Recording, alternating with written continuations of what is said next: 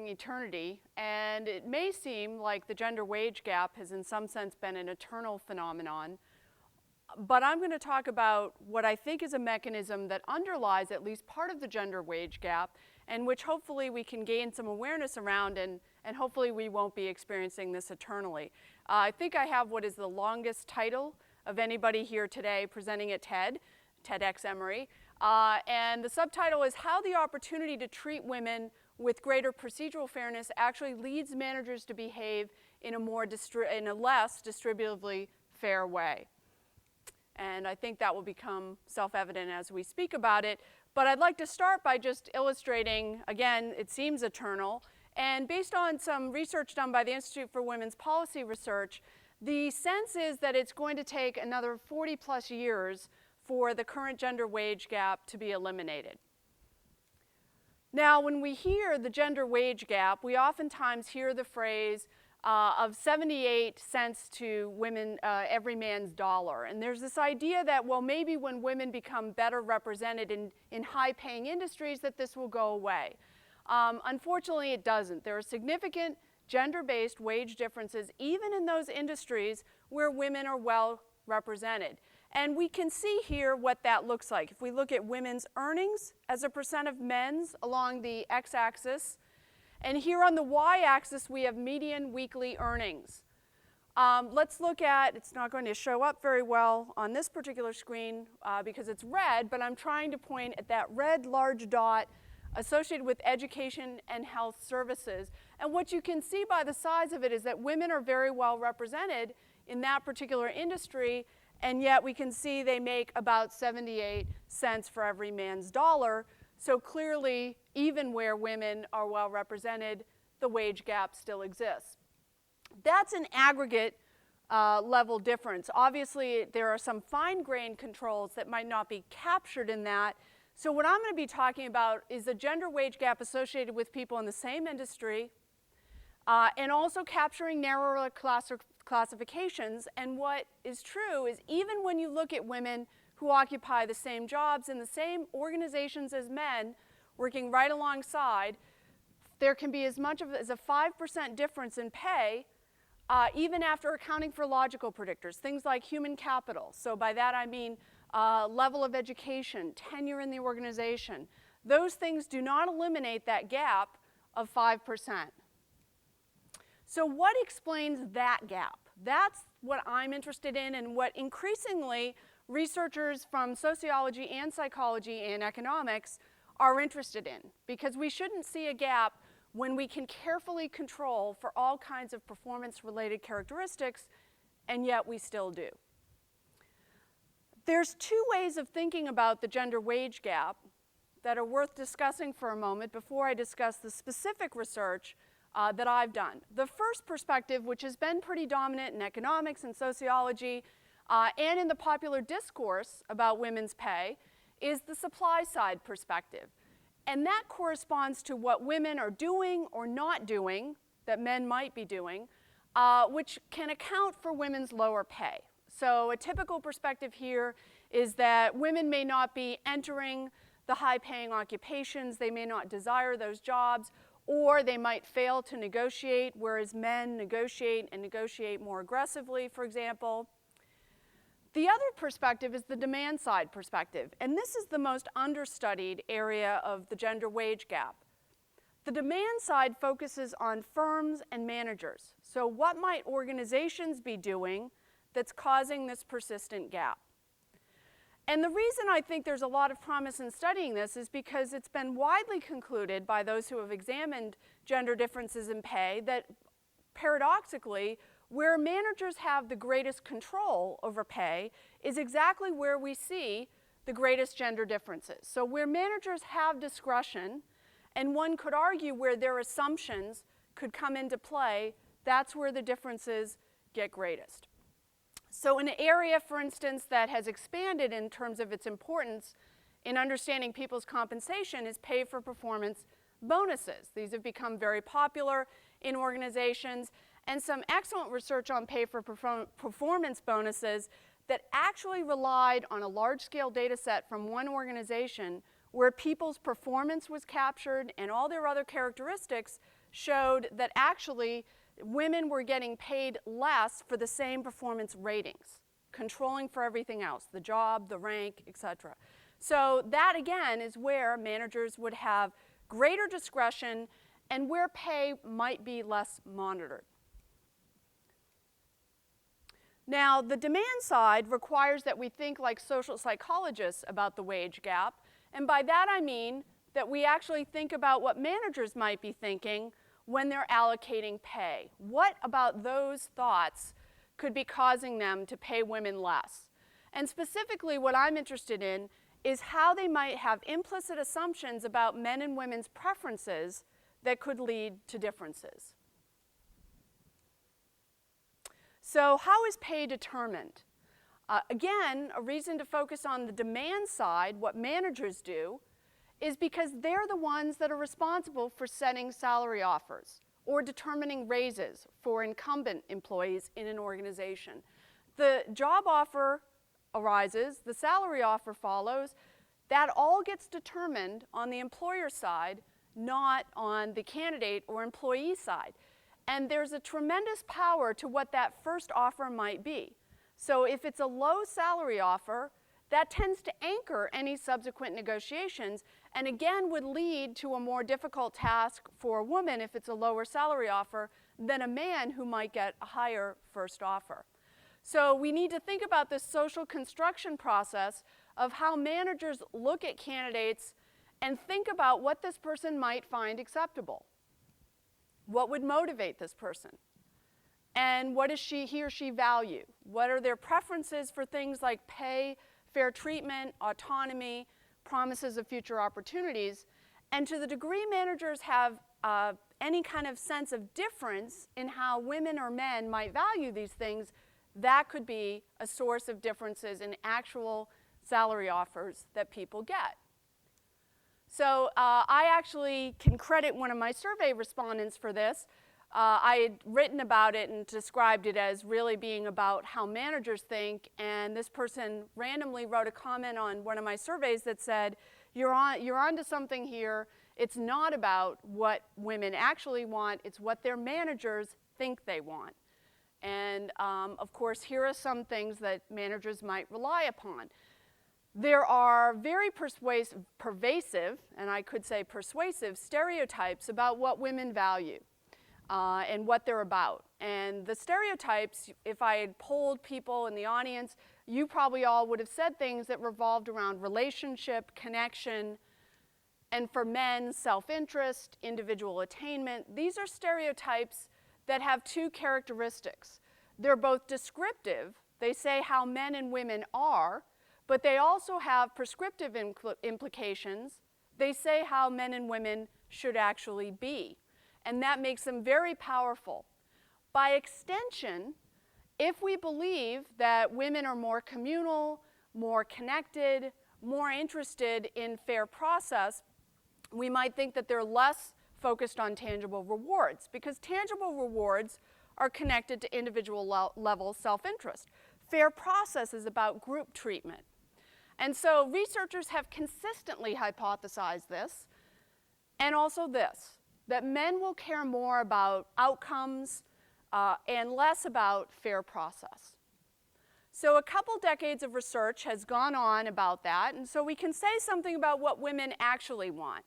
And there's actually no evidence that they care less about pay or more about procedural justice than men do. Both men and women value fair process considerably, and no difference, as I said, in concern for fair procedure. And yet, assumptions of difference persist. And there's two bases for me saying that. One is that people commonly, when I ask them, suggest that this must be true. But the more powerful thing is that researchers keep making the same hypotheses even though the existing data show no support for that. So what could the implications of this misperception be? If you believe that women value fair procedural treatment more than men do, you could think that they, in a sense, derive utility from fair process. And therefore, you could treat it as a substitute for higher pay for women, but not for men. And that's exactly what my study is about, is thinking about the context of managerial decision making as how managers might think about this as a potential trade-off. When there's scarce resources for salaries, as we've seen in the last few years, this could be a very potent trade-off or salient trade-off for managers to make. Here's some data courtesy of Hewitt.com. Hewitt Associates has been studying compensation and has demonstrated that if we look over time, salaries really have taken a hit in terms of increases. So for managers, this makes it much more difficult. If you can't give everybody a favorable outcome, in some sense you're faced with a difficult trade-off, and you might think more about these differences in utility based on gender. When managers know in advance, before making a salary decision, that there's a plausible social account for giving an employee a low raise, so that data on the previous screen is basically reason to give someone a less favorable raise, they can actually think about the value of that social account for others. Now, why am I talking about social accounts? Because social accounts are a justification, explanation, or apology for an outcome or a decision. They've been associated with procedural justice. So they're typically studied as an ex post mechanism. I've already made a decision as a manager, and now I can think about whether I explain that or not to the employee. And the data is clear that when you've already made the decision, if you provide the employee with a social account, they feel much more fairly treated in the process than if you don't give them that account. Moreover, they're more satisfied with you as a manager, which is obviously appealing. And if it's an unfavorable decision that might generate a certain amount of discontent or even outrage, researchers have shown that just by virtue of giving a social account, you get the benefit in them being less outraged. This is always post-decisional. So it's always thinking about how giving the social account after you've made a decision would influence the employee. What I'm thinking about is pre-decisional awareness of the current state of affairs where salary resources are limited. What happens to the manager when they know that in advance and they're then faced with making decisions? I know before making my pay decision, I have that account, that justification that's available. That might stimulate me to think about these stereotypes of how women are and what they might value, as well as stereotypes about the value of pay, such that I make very different decisions. So here's what I did. I took that hypothesis and I got a sample of practicing managers who were MBA alumni to participate in an experiment. It was completed online, and it was a scenario study, which means they were presented with a pay decision-making situation. They did not know that they were participating in a study about gender. It was merely to get them to weigh in and provide their judgment. Acting as a manager, what would you do if this was the employee you were faced with? The employee was uniformly described as the top performer, very valuable to the firm and to the manager. And the structure of the experiment varied a couple of things. It did not vary this, very important. In all cases, salary resources were constrained, and the manager knew that. But here's what varied. The social account condition involved telling the manager that they could tell the employee about these constraints when informing them of their decision. So before deciding on pay, the manager knew they could do this. In the no social account condition, they in fact were told you cannot tell the employee about these circumstances that are affecting raises. The other important thing that varied is the sex of the employee. It was either a male or female employee. Only one was judged by each subject. They indicated a raise amount for the employee and then answered some questions about how they thought about the value of the social account, its utility as a substitute for higher pay, as well as the degree to which, and this is only in the social account condition, that they thought about the account as affecting the employee's procedural fairness judgment. So the dependent variable was the proportion of funds that you could give. There were only $4,300 to give, and the residual would go to the organization for another employee.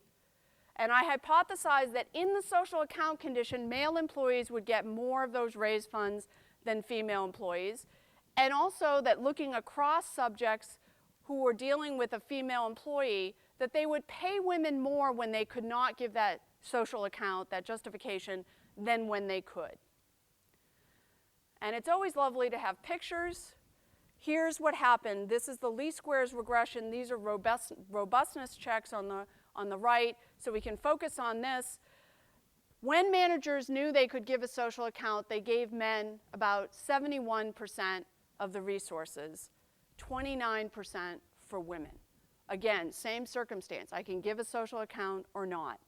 I don't have it here graphically, but the percentage in the condition where someone was evaluating a female employee in no account versus account, in the no accounting condition, they also gave more to the woman, 65% of resources versus 35% when they could give a justification. Now, it's also important to consider, did they actually, as I theorized, believe that social accounts would have greater utility as substitutes for pay for women than men? So I looked at, within female condition, would we see a strong relationship between the manager's estimate that that social account would have procedural justice value, that it would enhance the women's sense that she had been treated in a fair procedural way or not? And would there be a difference between male and female employees at that high procedural justice? So when a man was presumed to feel procedurally fairly treated based on getting a social account, and a woman, would it nonetheless have greater value for the man? And so let's first look at the slope of this line. It's obviously positive in both cases. For women, it was much stronger, much higher magnitude effect for women than men. And the difference at high, which is all the way on the right there, is significant. So even when men were deemed to derive a sense of fair process from the account, it didn't make it substitutable for pay as it did for women. Now, this is important because an alternative interpretation of these effects could be any time I can give someone an explanation, I just shortcut it and pay women less. And that's not what's happening based on this. It's not intentional discrimination because they're actually deriving judgments about fair process that they're relying on in making these pay decisions. I should also say there was no difference in how managers paid women and men in the no account condition, nor did an account versus no account have effects on men's pay. The second piece of this is the role of managerial experience, not age, but experience. And the idea being that it might be, I hypothesize, the more we socialize managers to make estimates and rely on the idea of trade-offs and effectiveness, that they would actually do even more of what we saw on the preceding slide of pay. And the answer is yes. So the effect of paying men differently than women in the account condition was even greater among more experienced managers. And we also see that their beliefs about the utility of social accounts were also impacted. So they were more likely to view the value of an account as different for men and women the more experience that they had. So unfortunately, what this leads me to believe is that the differences between men and women in pay are subtle and insidious in nature. That ironically, managers create greater distributive inequality in pay based on seemingly benevolent beliefs, and specifically when they can be more procedurally fair. So this is very unlike a sort of sexist argument for the basis of gender differentiation in pay, which makes it subtle and insidious because managers can feel good about giving women procedural fairness, roses if you will, when in fact we know women value pay as much as men. Because it feels benevolent, it's also much less likely to be scrutinized, and managers will walk away feeling I've been benevolent and efficacious, not discriminatory. So for women, there is a prescriptive here. We teach managers to actually do this, so the likelihood is they're actually getting more and more convinced that this is a trade-off that is important to make when there's scarcity. So women need to be most skeptical about the outcomes they receive when in fact their managers seem most confident about the fairness of the process. This is the paper. It's forthcoming in Organization Science. I'd be happy to send it to anyone that would like to email me with the subject line TEDx paper. Thank you very much.